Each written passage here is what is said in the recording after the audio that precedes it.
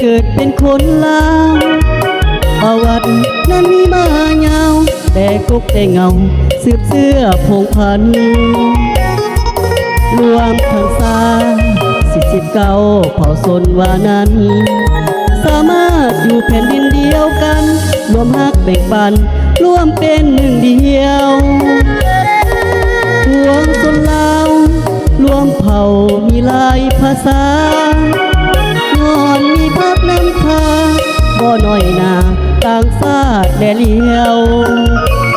บ้านเมืองสงบภาษาฮักกันแน่นเหนียวผู้นำสามัคคีกลมเกี่ยวแย่งแดเลียวทุกสันสนเผ่าเสียงแค้นอยู่ใสนั่นแหละแม่นคนลาวรักษามูลเสื้อแต่เก่าโดยความเป็นลาวโนเฮาโนเฮา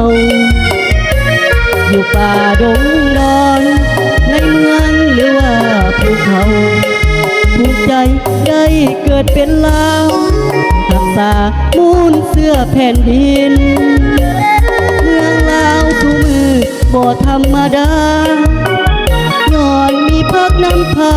เป็นหน้าเป็นตาของคนท้องถิ่นเศรษฐกิจรุ่งเรือง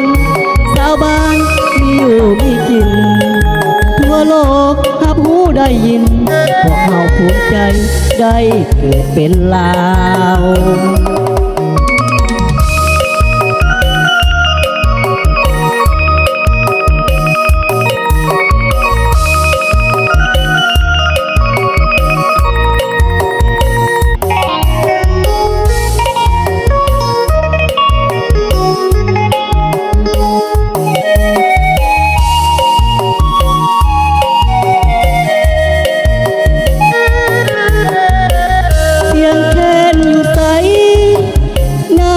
แม่นคนลาว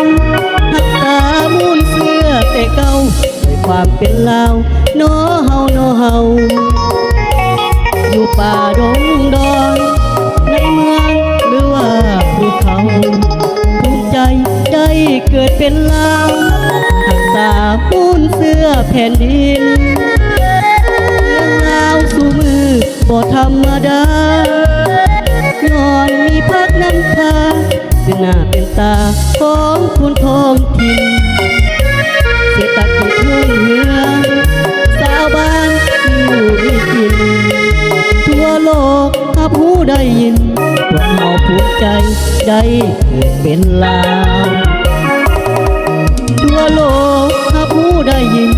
พวกเราภูมิใจได้เกิดเป็นลาว